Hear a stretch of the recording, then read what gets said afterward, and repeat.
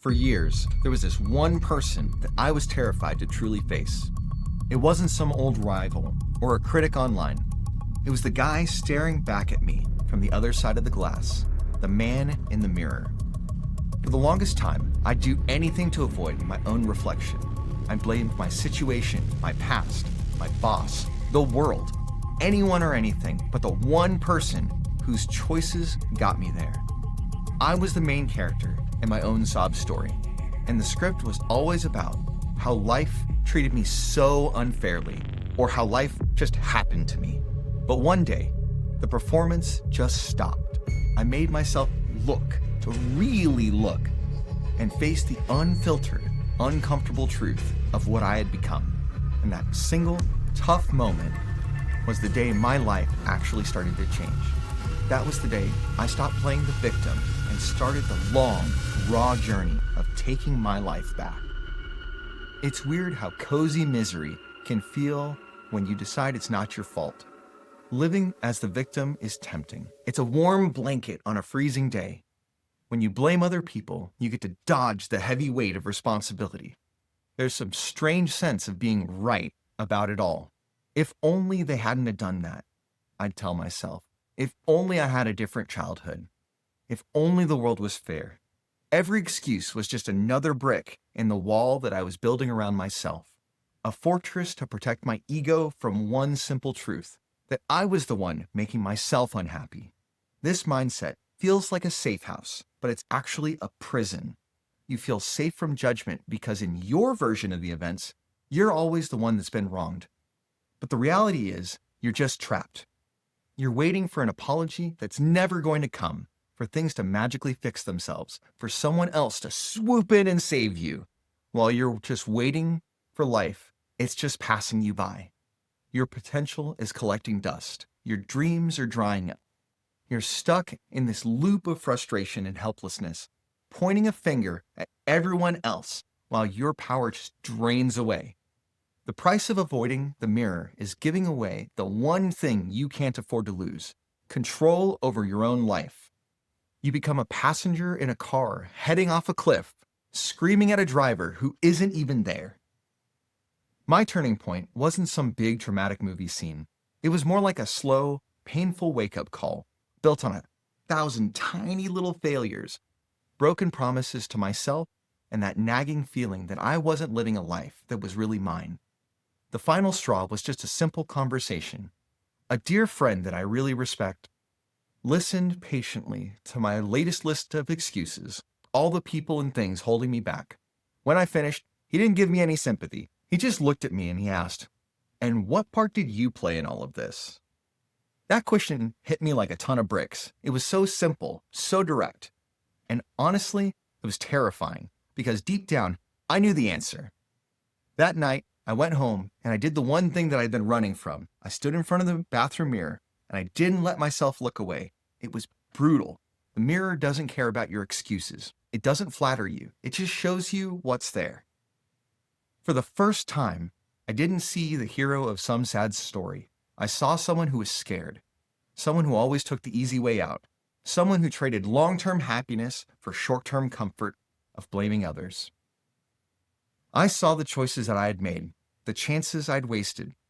In that reflection, I didn't just see a face. I saw the sum of all of my fears and all of my cop-outs. And in that raw, honest moment, something shattered. The game was over. Facing that truth was step one. Figuring out what to do next was step two. This wasn't about beating myself up or feeling ashamed. It was about ownership. I realized that taking responsibility wasn't about blaming myself. It was about taking my power back. Here are the 3 truths that guided me. First, I had to accept 100% responsibility. This doesn't mean everything is your fault. It just means that you're 100% responsible for how you respond. Life will throw you punches. People will let you down. The world isn't always fair. But the second you stop focusing on the punch and start focusing on how you're going to get back up, everything changes. I stopped asking, "Why is this happening to me?" and started asking, "Okay, well, what am I going to do now?" That switch from being a passive victim to an active player is life-changing. Second, I had to find a way to rewrite my own limiting beliefs. I started taking stock, which is really just a way to dig into your own head and untangle your thoughts.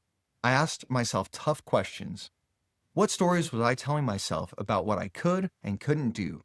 What fears were secretly running the show?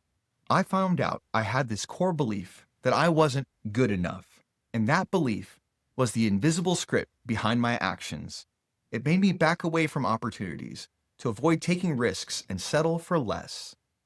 Once I saw those patterns, I could start to challenge them. Third, I learned that self-reflection is a workout. It's not a one-time thing, like going to the gym, but it's more like taking the time and pushing your limits in your mind one step at a time. It's awkward at first, but it's the only way to get stronger. I started meditating, not to empty my mind, but to just watch my thoughts come and go without judging them. Realizing I'm not my thoughts, I'm just the one noticing them, was a game changer. It gave me the space to choose my reactions instead of just being controlled by them. This journey has been the toughest and best thing I've ever done, and I know I'm not the only one who's ever felt stuck like this. If any of this sounds familiar, I want to hear from you. Drop a comment and share a time that you've had to face a hard truth about yourself. What did you learn from it? Your story might be exactly what someone else needs to hear to start their own journey. So, what's life like now? Well, it's not perfect. I still have bad days and I still mess up. The difference is that my happiness isn't this fragile thing anymore, depending on what other people do or say. It's built from the inside out. The biggest gift that I've gotten from all of this is a solid sense of self-awareness. I know my triggers, I know my strengths, and I know where I struggle.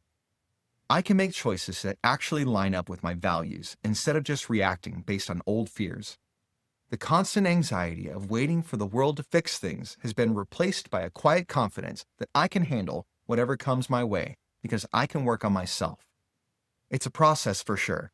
It's a choice that you make every day to show up. Be honest with yourself and to take ownership. Every experience, whether it's good or bad, it becomes a chance to learn because you're no longer afraid of what it might show you about yourself. You're not trying to build a perfect life. You're building the strength to live an authentic one.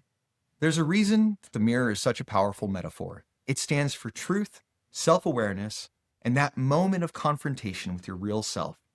Some people believe the whole world is a mirror, reflecting back at us who we are. What drives you crazy about other people is often something that you haven't dealt with in yourself.